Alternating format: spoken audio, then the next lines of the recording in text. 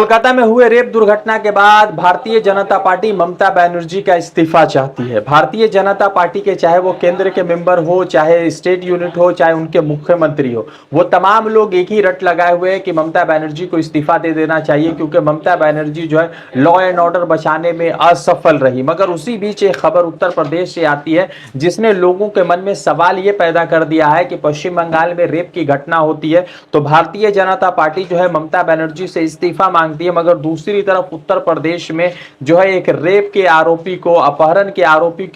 को जो है बाइज्जत बरी करने की कोशिश में सरकार है। आपको बता दें कि एक ऐसी खबर उत्तर प्रदेश से आ रही है जिसने लोगों के मन में सवाल पैदा कर दिया है कि उत्तर प्रदेश में हुए रेप के आरोपी को छोड़ा जा रहा है, उनके ऊपर रजिस्टर्ड केस को हटाया जा रहा है, हुए एफआईआर को जो है निराधार किया जा रहा है। तो दूसरी तरफ पश्चिम बंगाल में जो जिस तरह की रेप की घटना हुई उस पर भारतीय जनता पार्टी ममता बनर्जी से इस्तीफा मांग रही। एक ऐसी खबर है जिसने लोगों के मन में सवाल पैदा कर दिया, और सवाल इस तरह से है क्योंकि सवाल जो जुड़ा हुआ है केंद्रीय राज्य गृह मंत्री स्वामी चिन्मयानंद से है। नमस्कार, मेरा नाम है रजा अंसारी। देश नीति पर आपका स्वागत है। देश नीति केवल सच्ची और पक्की खबरें। आपको मालूम होगा कि कोलकाता में जो रेप की घटना हुई उसके बाद लोगों के मन में सवाल पैदा हो गए सुरक्षा को लेकर, और जब सुरक्षा को लेकर सवाल पैदा हो गए तो भारतीय जनता पार्टी ने इस पूरे सुरक्षा के सवाल को और पूरे स्टूडेंट के आंदोलन को एक अलग तौर से जोड़ दिया, और उसके बाद लगातार पश्चिम बंगाल के मुख्यमंत्री ममता बनर्जी से इस्तीफा मांगा जाने लगा, और पश्चिम बंगाल के मुख्यमंत्री से लगातार इस्तीफा मांगा जा रहा है कि उन्हें इस्तीफा दे देना चाहिए, क्योंकि वो जो है असफल रही है इस पूरे रेप घटना को मतलब के ठीक करने में या लॉ एंड ऑर्डर को बेहतर करने में। मगर उसी बीच एक खबर आती है स्वामी चिन्मयानंद से जुड़ी हुई खबर है। स्वामी चिन्मयानंद को आप जानते होंगे, 2019 में एक वीडियो इनका वायरल हुआ था सोशल मीडिया पर, जहां पर वो एक लड़की के साथ जो है मसाज करवाते हुए पकड़े गए थे, और उसी के साथ साथ एक लॉ की स्टूडेंट ने 2019 में यौन शोषण का, सेक्सुअल हैरेसमेंट का जो है केस इनके ऊपर रजिस्टर्ड किया था। मगर इन तमाम चीजों से परे एक और केस था जो इनके ऊपर शाहजहांपुर में 2011 में जो है रजिस्टर्ड हुआ था, और 2011 में जो केस रजिस्टर्ड हुआ था वो केस था रेप का और अपहरण का। उत्तर प्रदेश की सरकार इस मर्तबा रेप और अपहरण के केस से स्वामी चिन्मयानंद को मुक्ति देने वाली है, और उनके ऊपर जो 2011 में शाहजहांपुर में केस रजिस्टर हुआ है उन दोनों केसों को खत्म करने जा रही है। आपको बता दें कि बेटी बचाओ बेटी पढ़ाओ का दम भरने वाली भारतीय जनता पार्टी का मानसिकता इस तरह से गिर चुका है कि कोलकाता में वो तो जो है इस्तीफा मांग रही है पश्चिम बंगाल के मुख्यमंत्री ममता बनर्जी का, दूसरी तरफ उत्तर प्रदेश में चिन्मयानंद, स्वामी चिन्मयानंद, जिनका वीडियो वायरल हुआ, जिनके ऊपर रेप के केस रजिस्टर्ड हुए, जिनके ऊपर सेक्सुअल हैरेसमेंट के, यौन शोषण के केस रजिस्टर्ड हुए, उसी के ऊपर लदे हुए केस को उत्तर प्रदेश की सरकार बाबा योगी आदित्यनाथ अब हटाने जा रही है, और इसकी पूरी जानकारी जो है मीडिया के पास आ चुकी है। साल 2011 में शाहजहांपुर में स्वामी चिन्मयानंद के खिलाफ एक रेप का केस और जो है अपहरण का केस रजिस्टर्ड होता है, और 2011 में केस रजिस्टर्ड होता है, लगातार इस पर एफआईआर होती है, सुनवाई होती है, और जैसे 2024 आता है तो पश्चिम बंगाल में लोग जो है रेप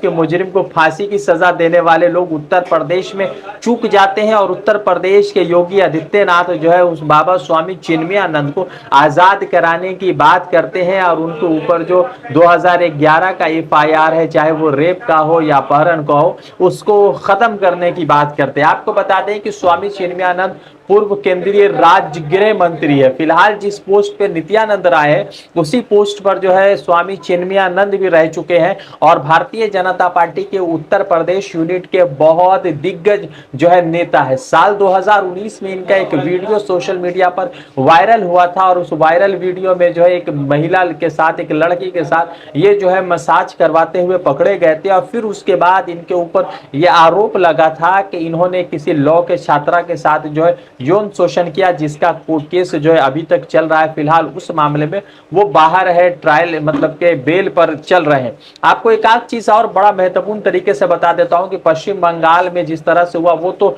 बड़ा दुर्भाग्यपूर्ण है, मगर आपको ये भी बता देता हूं कि 1 जुलाई से लेकर आज जितना जो है 20 अगस्त तक का जो मामला है, इस 20 दिनों में उत्तर प्रदेश, मध्य प्रदेश और उत्तराखंड मिलाकर 6 रेप के केसेस हुए हैं, जहां पर जो है एक नर्स का भी मामला शामिल है, जहां पर एक नर्स के साथ उत्तराखंड में रेप होता है और फिर उसके बाद उसकी बॉडी जो है वो बिलासपुर उत्तर प्रदेश में मिलती है। तो एक तरफ तो रेप के आरोपी को सजा देने की बात उत्तर प्रदेश की सरकार करती है, तो दूसरी तरफ रेप के आरोपियों के ऊपर जो है लगे हुए केस को हटाने की भी बात करती। आपको बता दें कि 2017 में जब योगी आदित्यनाथ मुख्यमंत्री बने थे तो उस साल भी उनके ऊपर बहुत सारे ऐसे केसेस थे जिसको योगी आदित्यनाथ ने अपनी पुलिस से कहा कि मेरे ऊपर रजिस्टर्ड केसेस को खत्म किया जाए, और बहुत सारे केसेस को खत्म किया गया। 2017 में विधानसभा में योगी आदित्यनाथ ने कहा कि मेरे खिलाफ 20,000 केसेस रजिस्टर्ड है जो पॉलिटिकल मोटिवेटेड है, और उन तमाम केसेस को खत्म किया गया था। एक चीज और बड़ा महत्वपूर्ण है कि बेटी बचाओ बेटी पढ़ाओ की बात करने वाली भारतीय जनता पार्टी बाबा गुरमीत बाबा राम रहीम को 4 सालों में 10 बार पेरोल देती है और बाहर निकालती है। और फिलहाल बाबा राम रहीम 21 दिनों के लिए बाहर है, चूंकि जो है हरियाणा का इलेक्शन भी है, तो इलेक्शन हो सिलेक्शन हो, भारतीय जनता पार्टी रेपिस्ट को छुड़वाती भी है, मगर किसी अन्य राज्य में रेप की जैसे दुर्भाग्यपूर्ण घटना होती है तो उसी में जो है सीएम का इस्तीफा भी मांगती है। फिलहाल जो है स्वामी चिन्मयानंद के खिलाफ जो 2011 का मामला था उसको जो है उत्तर प्रदेश की सरकार ने उस एफआईआर को रद्द करने की बात की है। अब देखते हैं कि क्या कुछ इस पर अपडेट आता है और क्या कुछ सामने आता है। तमाम तरह के अपडेट्स आपसे देंगे और ये भी बताएंगे कि क्या कुछ इस मामले में चल रहा है। फिलहाल महत्वपूर्ण ये भी है कि उत्तर प्रदेश सरकार की तरफ से जो फैसला लिया गया उस पर आप क्या सोचते हैं, आपकी क्या राय है। रजा अंसारी की रिपोर्ट, देश नीति के लिए।